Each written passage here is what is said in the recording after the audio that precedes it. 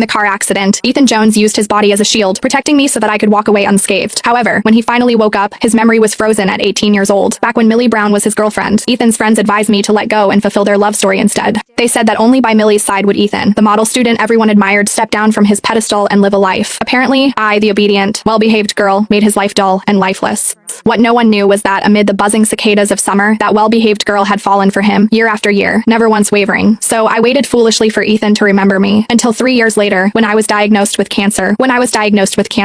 On that very day, I finally saw the surprise he had mentioned, preparing for me before the accident. Only then did I truly let go, and when he handed me the divorce papers once again, I signed my name. After leaving the hospital, I went straight to the cinema. The manager was already waiting for me at the entrance. "I'm very sorry, Miss Ellis. This tape was stored 3 years ago, before Mr. Jones's accident," he explained. "After the accident, it suddenly went missing. That was our mistake." I waved my hand, signaling that I didn't mind, and followed him into the screening room. As soon as I sat down, the lights dimmed. After the accident. Then, on the large screen, a figure appeared, one I knew better than anyone else. "Sadie, today is our 5th wedding anniversary." Through the screen, his gentle gaze landed on me. "I'm not someone who struggles to express himself," he continued, "but when it comes to you, I never know how to put my feelings into words." Even through the camera, he looked shy, his ears flushed red. "We met young, but we fell in love far too late. Please forgive me for not realizing it sooner and accept my love." The video ended, but I sat there for a long time, unable to move. So that was the surprise he had prepared 3 years ago. A confession. The day before our anniversary, he had cleared his schedule and taken me camping. The next day, as we were heading down the mountain, he told me he had a surprise waiting for me. However, before we could leave, a car driving the wrong way crashed into us, forcing our vehicle off the cliff. In those few seconds, Ethan unbuckled his seatbelt and wrapped himself around me. While I survived without a scratch, he hovered on the brink of death. The image froze on his pale face, and I stared at the screen greedily. "You idiot," I whispered.